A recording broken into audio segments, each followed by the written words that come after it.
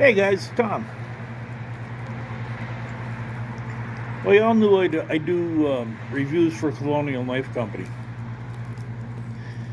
And I got home yesterday from doing my errands. Let me see if I can get this straightened out a little bit better. That's a little better.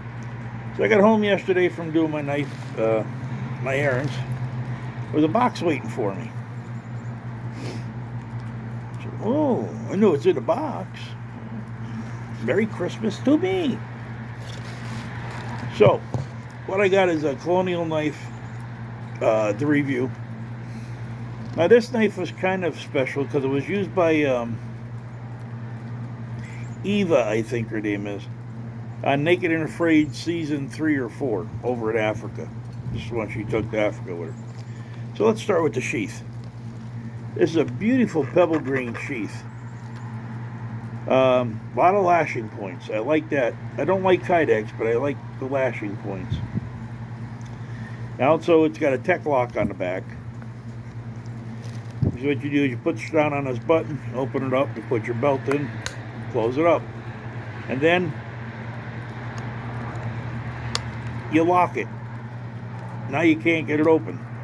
Okay, so I don't like Kydex and I don't like tech locks, but this is the future.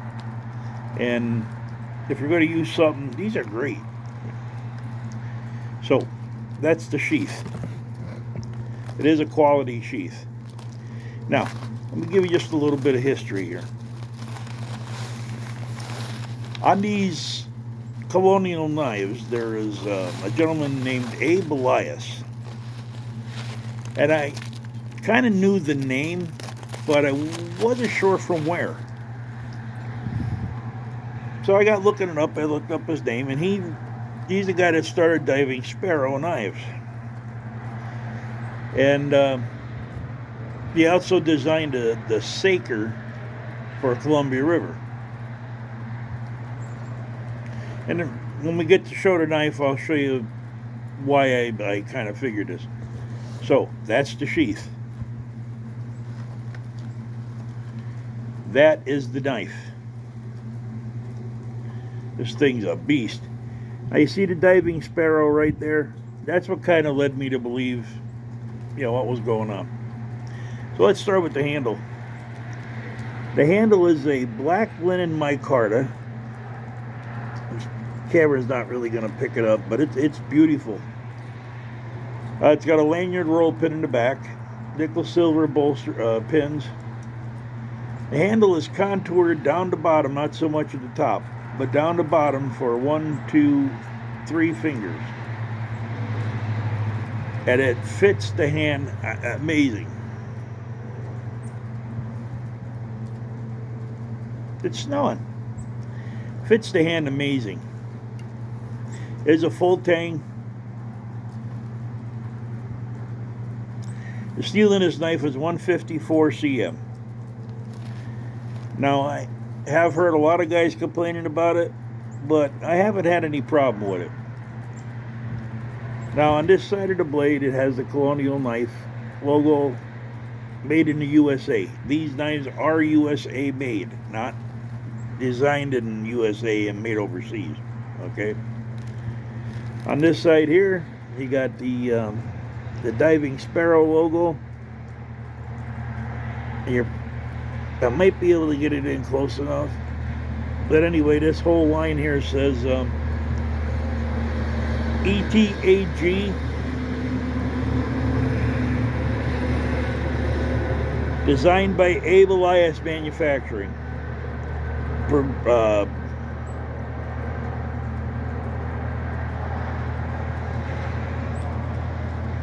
Imperial Providence, Rhode Island. My eye is watering up here. Imperial Providence, Rhode Island, 154 cm.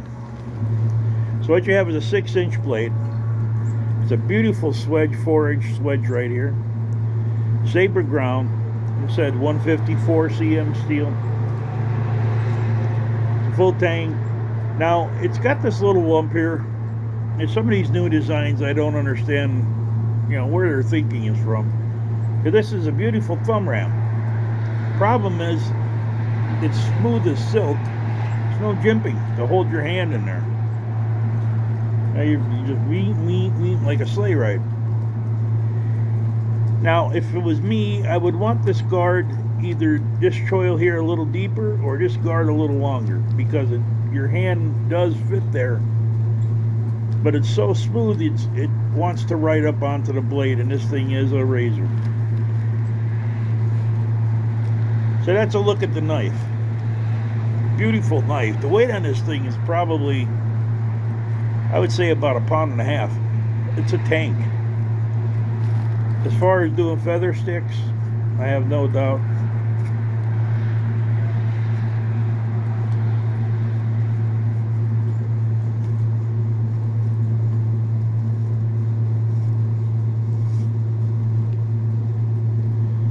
Do feather sticks. Striking a ferro rod, I didn't even bring one out with me because this is not a 90.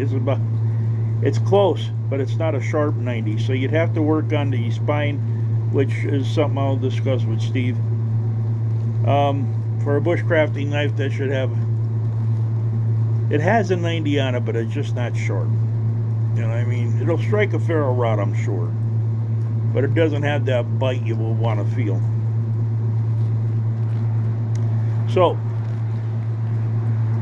you know, it feels good in the hand as you're working with it. One thing I do like about these blades, this is the CE.400. The other one is the CE.100. Like, keep telling people you don't need this choil out front here. That, you know, they're always talking about choking up on the blade. As long as that blade's made down to where it is, you don't need a choil. You can't get any closer work than that with a blade. I mean, good Lord, unless you put your fingers right on the blade. Well, you don't need a choil to control the blade, even on a big blade. You just need that blade to come down far enough to where you can. You know, my hand is not on that blade, as you can see, but I can't get any closer to it. Not only that, but these grips, my thumb wraps around that grip and I'm right there. It's solid, right? It's a beautiful drop point blade too, by the way. Now what I'm going to do here is, if I can and I can get everything in focus, I want to do this. Friend of mine, Donnie B, and I was doing it for a while. He does a drop test and a throwing test into a stump. So I'm going to see if I can't catch it here.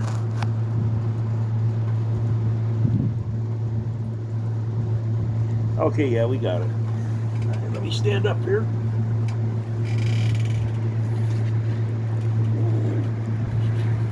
All right, let's try this drop test.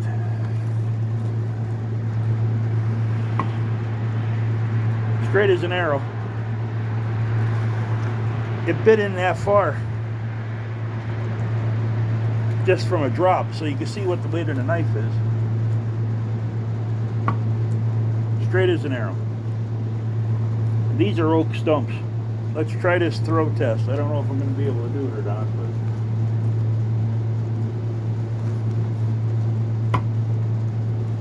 but ooh,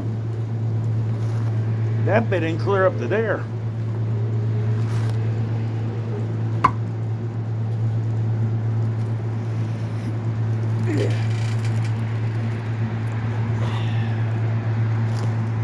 Tell you what, that left the hand like silk. Let's see what we got here. That bit into that knife clear up into here. Between the swedge and the weight of that blade coming down, you've got yourself a good blade there. As far as chopping is concerned, let me get you back over on the stump. If you had to chop something with this,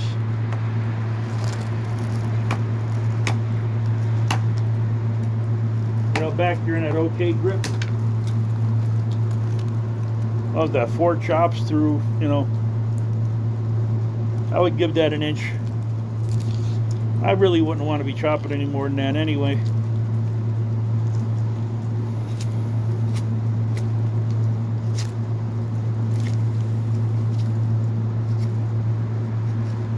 Takes a good bite.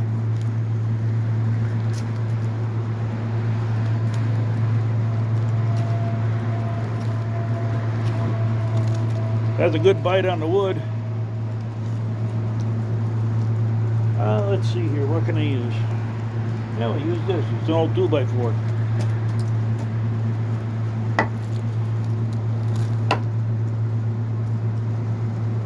I don't think it's going to be heavy enough to do it.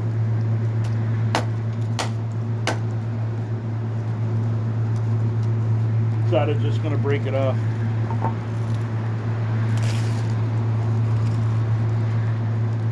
Okay, well, I don't baton, so I really wasn't prepared for the batoning part of it. And that I apologize for. But I will baton, trust me. Edge retention. Not that I did a whole lot with it, but...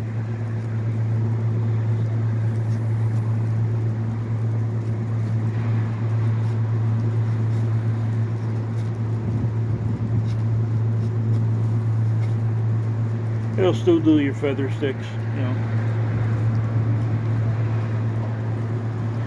So yeah, this is the CE.400 from Colonial. I'm really happy to see that Colonial is stepping up their blades. Doink.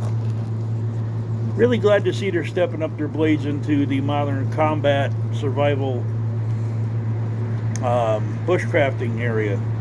It's good to see. I like it. And besides, they have able IS behind them to make it, so you know there's nothing wrong with a diving sparrow knife. I've handled a few of them. They're a good quality blade. A little chilly. I'm not used to being outside, so. But yeah, it's a really good quality blade.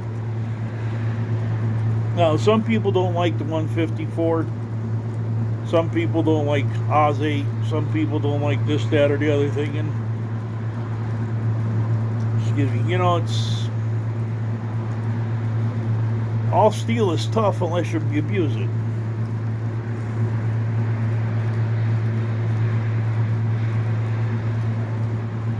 That's just the way I always looked at it, you know.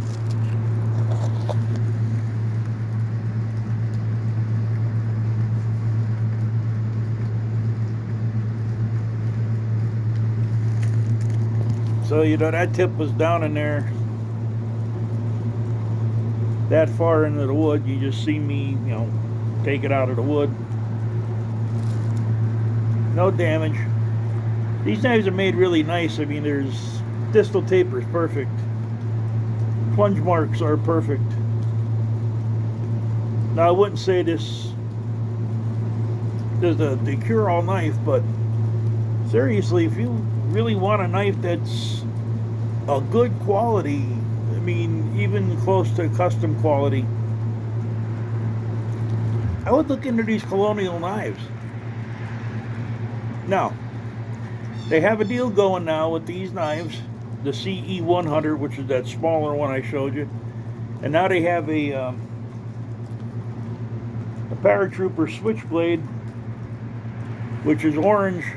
It's got a strap cutter in the back that comes out and a 3-inch blade in front and a lanyard so you can hook it on your rig, so if you need it, or hook it onto your hand so that it's, you know, connected to your wrist in case you need it. So all these knives come with a lifetime warranty, limited, and right now there's a sale going on them. You buy one and you get one. So even though they are $154-ish price range, if you're getting two knives for $154, that puts you, I don't know what's going on with the lighting. That puts you in the $76 range. So go over there and I'll put the link to the Colonial in the description box. Go check them out. Colonial knives. I think their wood's ready. I like them.